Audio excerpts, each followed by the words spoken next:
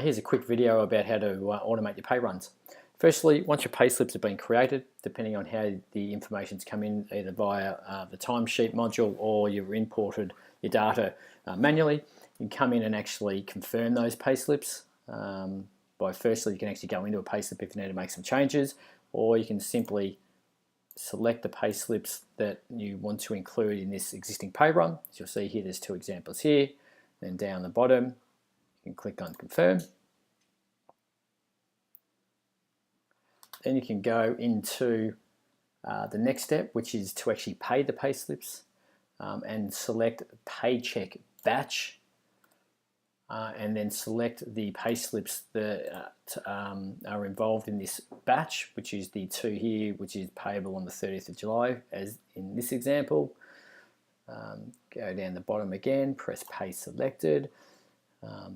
Again, here you've got a couple of different choices. The AP account you'll leave as is, the paycheck, so when you're actually going to pay the employees, so it could be the 31st, the bank account that you're going to use. So this is where you would actually change this from your trading account and actually add it to a clearing account. So in this example, we've got one called bill payment clearing. In the default setup of ShoeBooks, it would be called batch clearing, but you can choose either one. You can just put NA for the check number, any reference you might have. So it could be Payrun 3007. Any other notes that you want to add, and then create and confirm. You can either change that to create only, then you can go back and confirm them, or just leave it as create and confirm. So we'll hit create. So that's actually now gone through and actually paid all of those selected pay slips. The third step is the fulfillment side, where you then go in and go into menu and banking.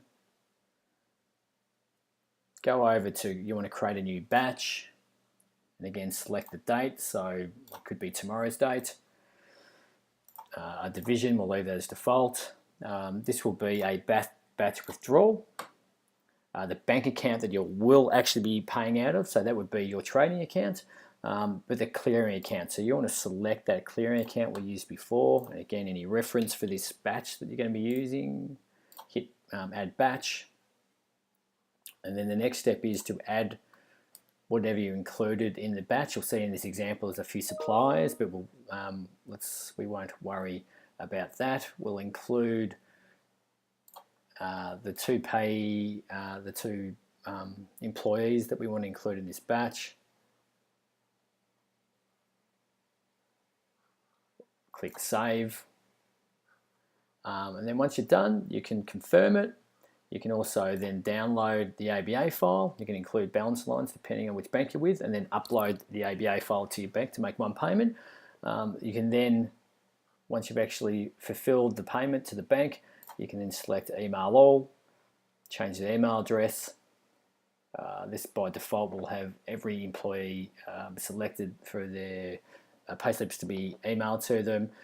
Subject line, you can attach the payslip as a PDF, add a note, hit send, and your payroll is done.